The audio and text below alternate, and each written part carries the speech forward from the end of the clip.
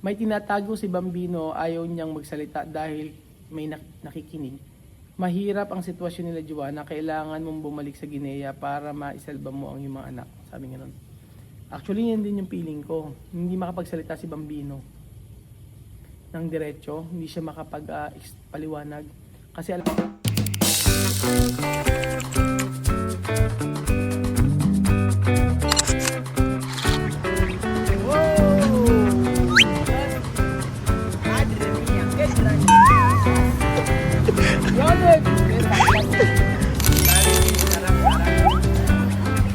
Magandang araw po sa inyong lahat mga amigo. Gabi na naman po dito sa atin sa Pilipinas, sa Nueva Ecija.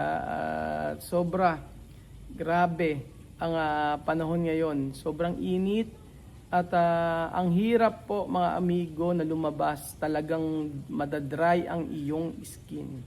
Madadry ang iyong katawan. At madedehydrate ka sa sobrang init po. Pero sabi ko nga lagi kayong uminom ng tubig. Lagi kayong kumain ng maraming prutas. Ano ba? Kumain kayo ng masustansyang pagkain. Pero iba talaga yung panahon, mainit po. Mga amigo, kahit yung mga taga Metro Manila, ang daming sinasabi sa akin ng mga kaibigan ko, ang init dito, ganyan. Paano pa sa probinsya? So, ayun po mga amigo. Kaya sila, Joanna, ngayon, maghapon po si Joanna, sa bahay lang. Si Wesley, ganun din po. Sa bahay lang. May mga times mga amigo na hindi kami nagkikita ni Joanna at saka ni Wesley. May mga times na ganun po. Pero make sure naman sa kinakausap ko naman sila. So may mga times na gusto siguro lang mag-isa o sila-sila lang. At nasanay naman na sila, which is good para sa kanila. Na hindi lang laging dumepende kung ano yung gagawin sa araw na ito. Kagaya kahapon, kagaya ngayon, sabi ko kung hindi naman tayo makikita-kita, pwede kayo maglinis dyan. Kung gusto nyo ay mag-walis-walis kayo dyan, kahit maliit ang paligid, magdamo-damo kayo dyan sa labas. Ganun po mga amigo yung routine namin. Kasi po hindi nila ako maaasahan, lalong-lalo na napakarami ko pong ginagawa sa araw-araw. Kaya nga po, minsan hindi na rin ako nakakapag-vlog sa umaga at dire-diretso po. Ganun po talaga, ganun pala sa Pilipinas. Ano? Ganun po pala sa Pilipinas at iba ang mabuhay dito. Masalimuot. Mga amigo, iaano ko lang po sa inyo na yung mga kinukwento ko po, yung mga nangyayari po at sa buhay po namin, hindi po yun, hindi po namin ito pinapalabas para maging masabi ng iba na toxic yung ating pinapalabas o masabi ng iba na bakit ganito ang content, di ba? Bakit ganyan, puro problema.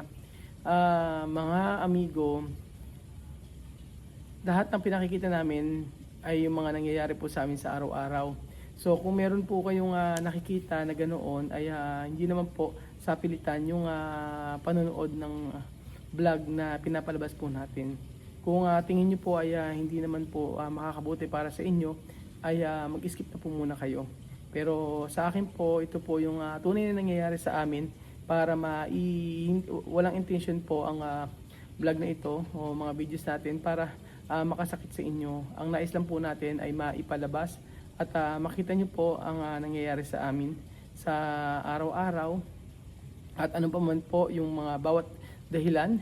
Sabi ko nga gano'n na kahit anong igawin mo ay may masasabi at masasabi ang iba. Like nung nawala si Ilan, ang sabi ni Joanna ay hayaan na lang, wag sabihin, pero nagsabi rin siya sa mga ibang tao at wag ipalabas kung merong vlog about doon, mga ganyan.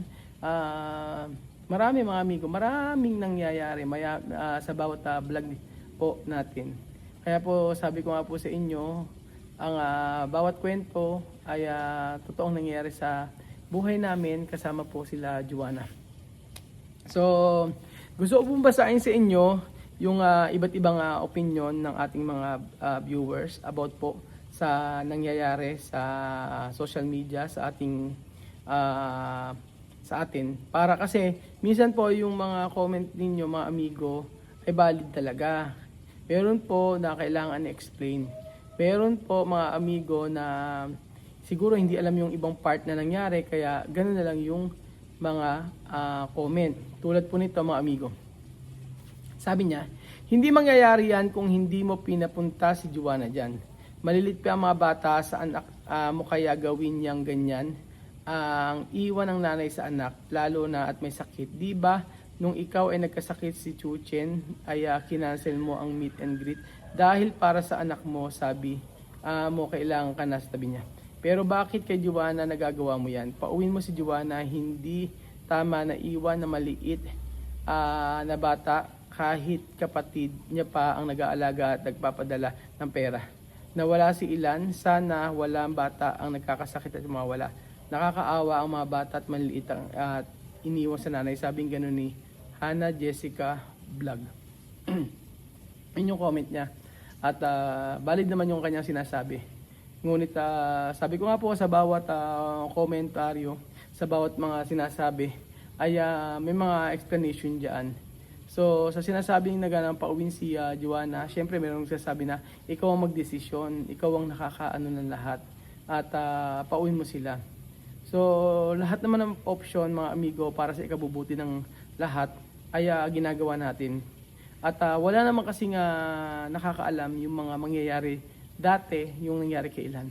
Kaya yung pagpunta dito ni Joanna is talagang paghatid lamang sa kanyang anak na si Wesley.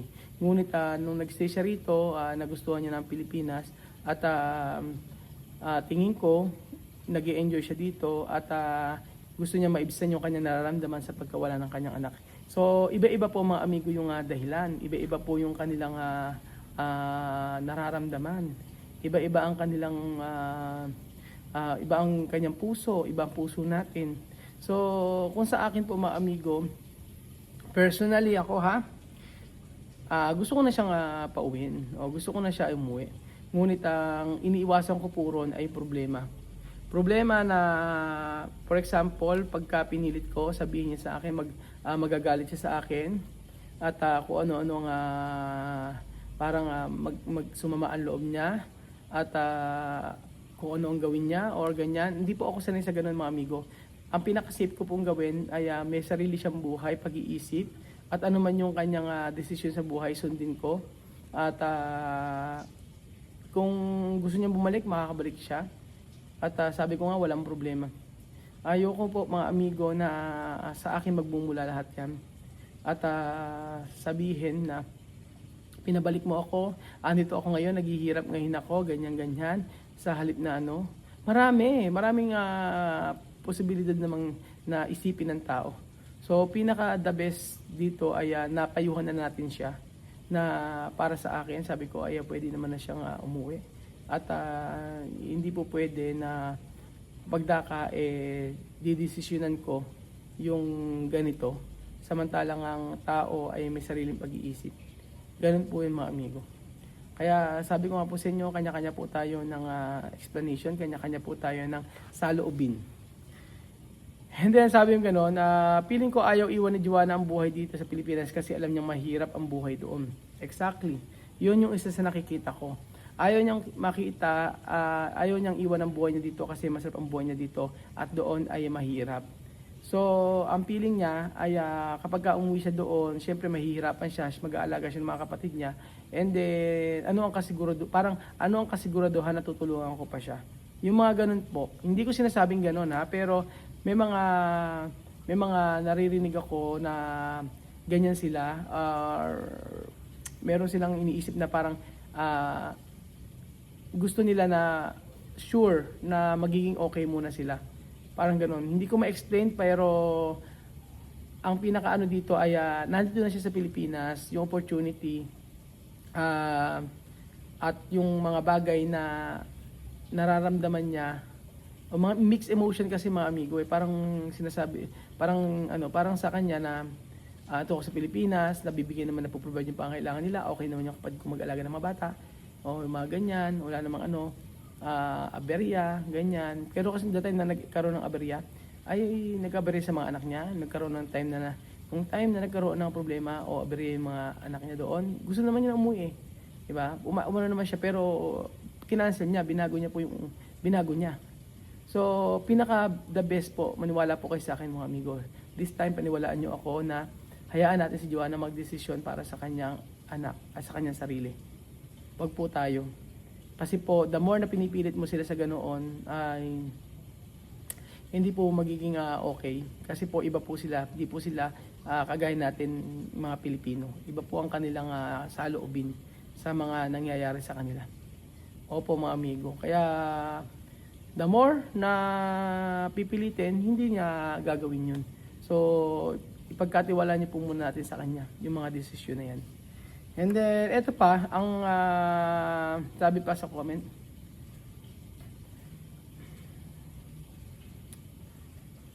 may tinatago si Bambino, ayaw niyang magsalita dahil may nakikinig.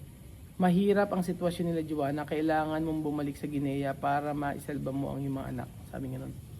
Actually, yan din yung feeling ko. Hindi makapagsalita si Bambino ng diretso, hindi siya makapagpaliwanag kasi alam niya may nakakarinig sa kanya. Pero ang pakiramdam ko before doon kila Raisa pinapalo yan. Feeling ko talagang sinasaktan. Kasi grabe yung takot niya. Hindi na siya kagaya ng before na jolly. Ang laki ng pagbabago sa kanya. Yun yung aking pakiramdam na kahit yung kapatid niya na ang nag-aalaga ay feeling ko talaga rin may tinatago or ayaw niyang sabihin. Ayaw niya sabihin lahat ng mga pangyayari. Kaya pagka umuwi si Joanna doon, possible na sure yun na malalaman at malalaman natin yung katotohanan sa pagkawala ni Ilan. Yun po. And then, marami, ang almost lahat naman na sinasabi pa uwi si Joanna. Puro yun. Hanggang ngayon, iba na ang mga vlogs natin, ganyan. Yun pa din. Pero, alam niyo po, nare-realize ko dito na pag time na hindi ko kasama si Joanna at time na sila ay magkasama ni Wesley or siya lang sa bahay, ang nakikita ko dito mga amigo ay may mga iniisip siya na ano ang pwedeng gawin niya na mas magiging okay o nag-iisip siya. Tingin ko naman yan mga amigo. Pero ang pagdedesisyon ng bawat isa, sabi nga, ay hindi ganun kadali iwanan. Lalo si Wesley, hindi niya iiwanan yung buhay na meron siya dito sa Pilipinas. Basta ako ay mamumuhay dito, mag-aaral mabuti, pagkatapos ko mag-aaral, tutulungan ko yung mga kapatid ko. Yun ang sabi niya sa akin. At nakikita ko naman na okay naman siya mula nung dumating dito. At hindi niya pinipilit pag ayoko. Hindi niya pipilit pagka sinabi kong hindi pwede. Ayoko. Ganun po mga amigo. At marami akong bilin sa kanya. Hindi sa paghihigpit, pero dapat, yun ang dapat para kay Wesley. Kasi nagpunta siya dito para sa pag-aaral. Sabi ko, bawal lang yung barkada na hindi okay yung ginagawa, yung mga ganyan. Alam naman, malaki naman na siya yun. Pero alam niyo po mga amigo, ang parang sa tingin ko parang nagsisisi talaga. Parang sising-sisi si Joanna na ipinagkatiwala niya yung kanyang kapatid kay Raisa. Yun ang nakita ko. Sabi niya, hindi kasi ako naniwala eh. Oo. Parang grabe yung pagsisisi niya. Hindi kasi ako naniwala eh na si yung kapatid ko makapag-aalaga diyan na maayos eh. Ganun eh. Grabe yung pagsisisi niya. Pero sabi nga niya, unti-unti magiging okay naman na siya. Kaya nga po sa mga oras na ganyan na mag-isa siya, sabi ko, pag gusto mo lumabas, magsabi ka. Pag gusto mo pumunta sa ganun, sabi ka. Basta dito lang kami ng family ko para sa'yo. Sabi ko nga sa kanya. Basta kung meron kang kailangan, sabihin mo sa amin. Ito lang kami. Tapos, ano ba yon yung sinasabi na alang lubay, kung hindi mo i-vlog sila Joanna, walang lubay, kung hindi kasama mo maghapon, napapagod, wala bang pahingin. Yan po kayo nagkakamali. Napakarami nilang pahinga. Sabi nga niya, Raul, hindi ba tayo alis? Tara, napapagod ako rin sa bahay. Wala akong ginagawa. Nakalinis na ako, nakaluto na ako. Tara na, libot tayo. Ganun.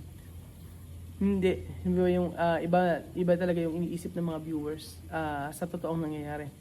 Kaya nga ako po, willing po ako na kung meron pupunta dito at tingnan yung buhay namin araw-araw, makikita niyo po, ibang-iba po sa nakikita niyo sa TV o sa YouTube o sa vlog natin.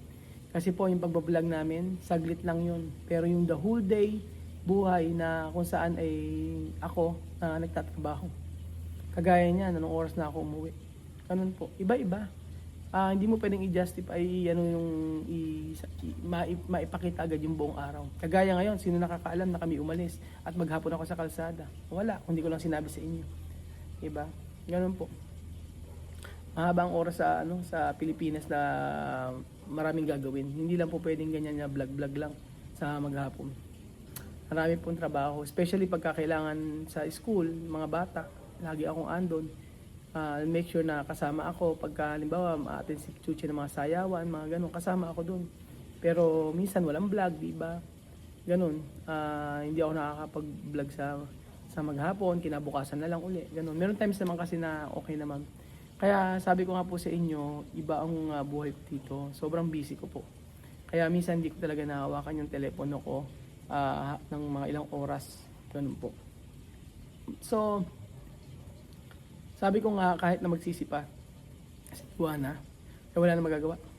Tapos na at pinakamaganda lang gawin ay ipag-pray. Ipag-pray ang bawat isa na malampasan niya kung ano man yung pagsubok na meron siya o ano mang nararamdaman niya. Ang maitutulong natin mga viewers, alam niyo kung ano mga amigo, panalangin, pag-pray natin si Juana na i-comfort siya ng Lord sa lahat ng kanyang nararamdaman o nararanasan dito sa Pilipinas. Ang ipakita natin ay yung pagsuporta at ganoon din po ang family ko, yung suportahan siya sa abot ng aming makakaya. Ayun po mga amigo, ako yung kapaalam muna at tapusin ko lang yung aking pagkakape dahil pagod na pagod ako ngayong araw. So, thank you so much po mga amigo at God bless po.